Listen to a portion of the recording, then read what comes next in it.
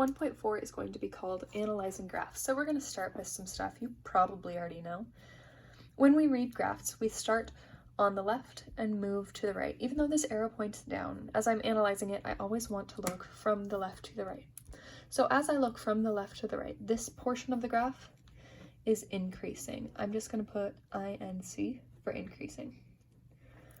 Then, as I go from left to right, it begins to decrease. I'll put DEC for decrease. Here, it's not increasing or decreasing, it is constant.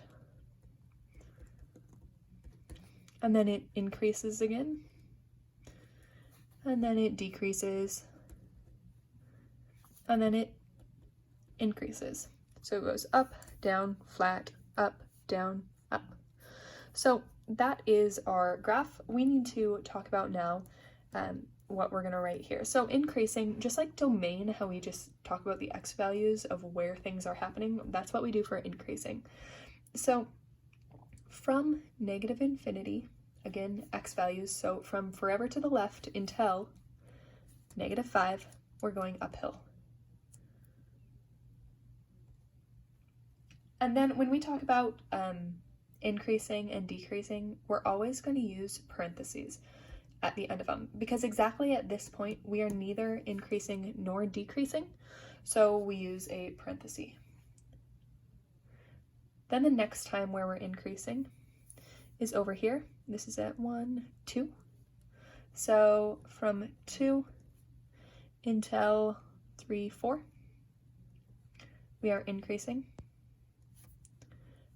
And then 5, 6, 7, 8, from 8 until forever, we are increasing here. So that is where this graph is increasing. Again, just talking about the x values where it is increasing. I can color that. So it's increasing here, it's increasing here, and it is increasing here and going forever, going forever. We can do the same thing, but with decreasing. So our graph is decreasing all throughout here until we get to this point. So right here, our graph is decreasing. And then it's also decreasing right here. So those values where it's decreasing are from -5 until -1. And then also from 4 until, let's see, 5, 6, 7, 8. And then we have the one last portion, and I'm going to have to use, oh, there's another pen. The last portion is the constant portion. It's constant right in here. It's flat for these x values.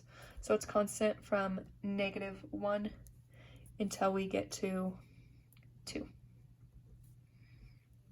So that is where it is increasing, decreasing, and constant. Now, the next little bit of terminology, you probably already have a conceptual idea of this, you just aren't used to it. So we have two different types of maximums. We have absolute or global maximums and relative or local maximums. An absolute or global maximum is the highest this graph ever goes. And this graph goes up forever over here. Now on the graph I don't see it that high, but technically it goes up forever. So the absolute or global maximum does not exist because it goes up forever. Meanwhile, we do have a local maximum.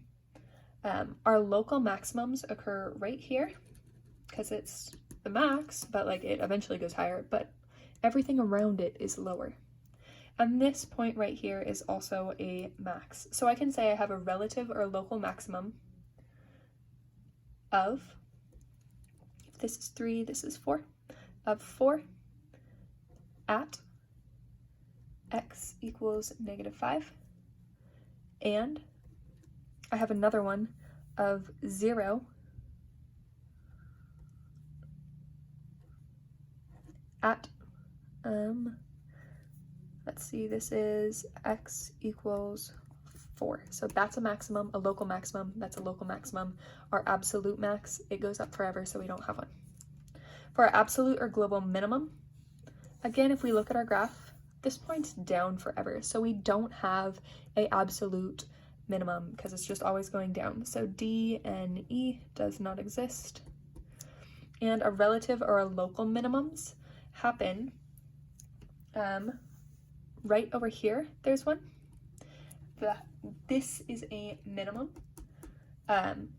So that is one of our answers. So a relative or local minimum of -2 at x equals, let's see, 5, 6, 7, 8. So those are our relative and absolute maximums and minimums. Another name for those, all, so we don't have to like list all of these things out, is the extrema or extrema. So our extrema will be all of those things.